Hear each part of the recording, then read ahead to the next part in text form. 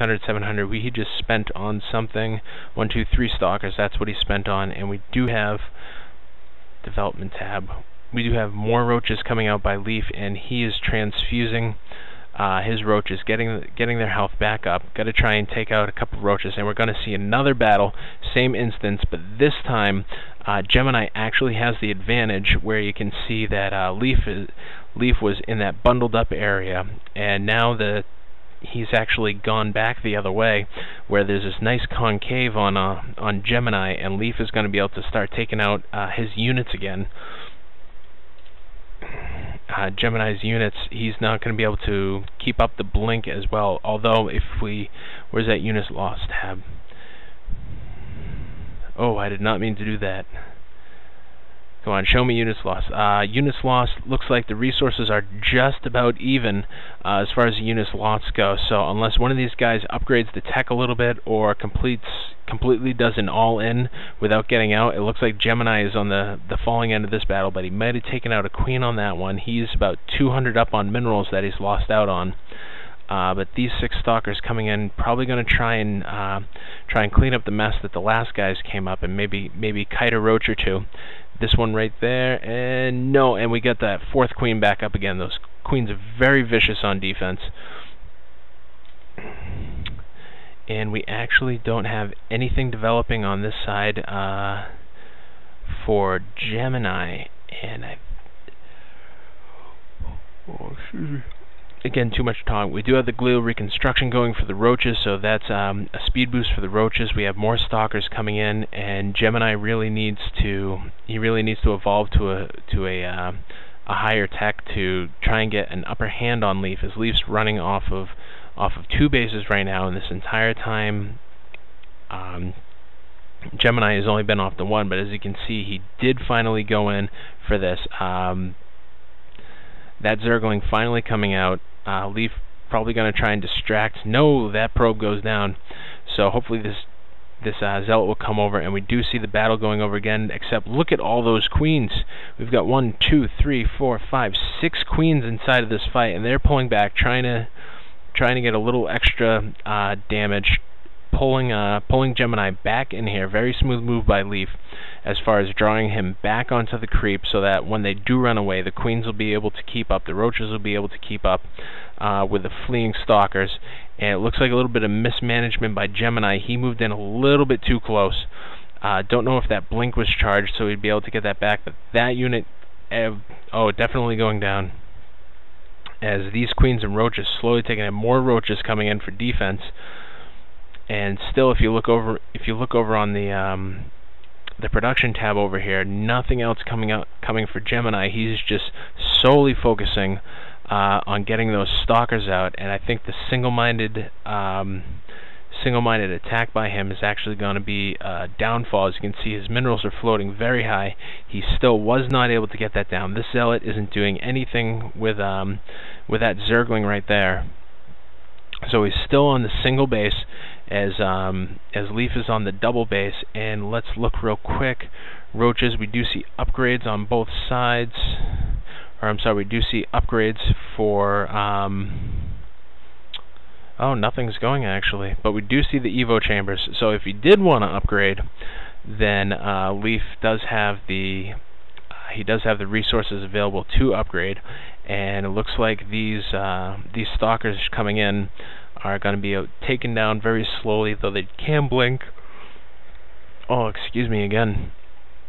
Though they can blink, and they're not going to be able to handle this one. So if Leaf makes a push right now, takes out this pylon, then makes his way over to here, he will be able to cause some serious damage, as long as Gemini doesn't get anything up. Although, as you can see, Gemini finally going back in, trying to get that Nexus up, but he has not taken care of that Zergling. That Zergling is still bothering him, and Zealot finally coming in, trying to get rid of that. So we got we have the second Nexus coming up, so he is getting his natural expansion pylon coming up, and this probe is going to be moving over, getting some resources right here, and it looks like Gemini bringing in some stalkers, a little bit of added defense. Meanwhile, on this side, we've got Oh, we've got charge legs going for Gemini. We don't have any... Wow, this is incredible. These resources almost gone, and still on this side we do not see... We see barely... excuse me. Barely any drones saturating these minerals. We do see a Hydralisk den going down. And we do see, let's see, evolved grooved spines. So we do see the upgrade for the Hydralisk going down as well. We see one upgrade, and okay, so we see the range upgrade, we see a close combat, or I'm sorry, a ground damage upgrade, and Gemini giving a thumbs up to Leaf for holding off that consistent stalker attack.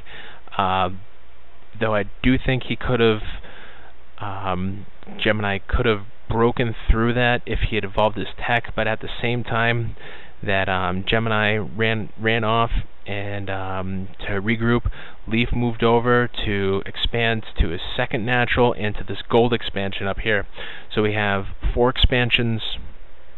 Sorry, we almost have 4 expansions for Leaf, and we still only have 2 from Gemini, and the second one isn't even up all the way.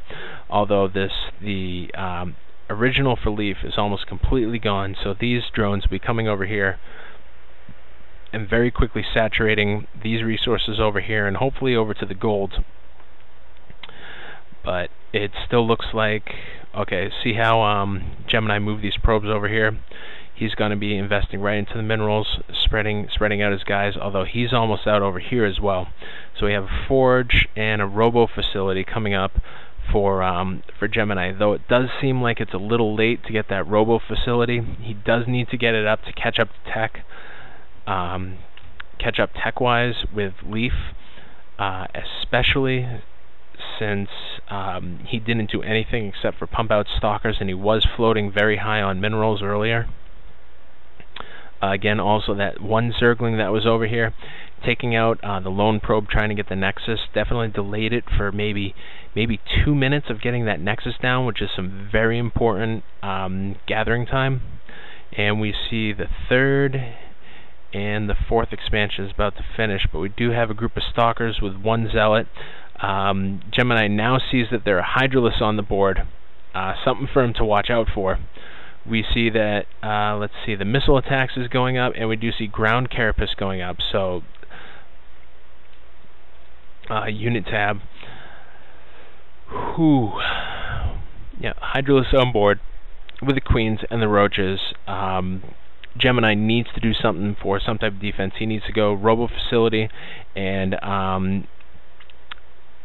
probably get his robotics bay out there so that he can get some type of long range with the Colossi up there to take care of the Hydralisks. Pump out zealots as a front line, or sentries to be able to use the force fields and hollow off like a nice little concave so that the Colossi can do some damage.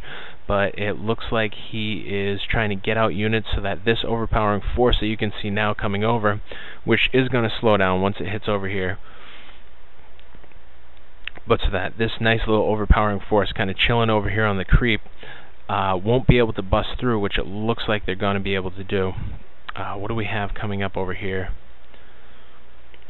We have another pylon coming up. We might see a cannon or 2 come up over here with the forge in place, although we do see with the forge a ground upgrade for weapons, and we have our first immortal. I almost called it a Colossus. We have our first immortal out there, although only one I do not believe is going to be enough for this Zerg army, and Gemini is complaining about a slow computer.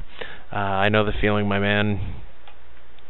I'm actually playing on a piece of cardboard that's wrapped around a couple pieces of wood, and it's got amazing quality. It does. As you can see, I don't have the shimmery bits over here. But anyways, we do see good saturation, and we see a Nidus worm. Look at this. We have a Nidus worm coming up on this side, and we have a Nidus worm coming up on this side over here. This is an excellent move by Leaf. He's able to traverse between, do we have a Nidus worm? There's the Nidus Canal right there. So between this base, these 2 bases, do we have one that popped up over here? No, because it's too close. But between those 3 bases, you can actually jump in over here, and then go over to this one. So if there is an attack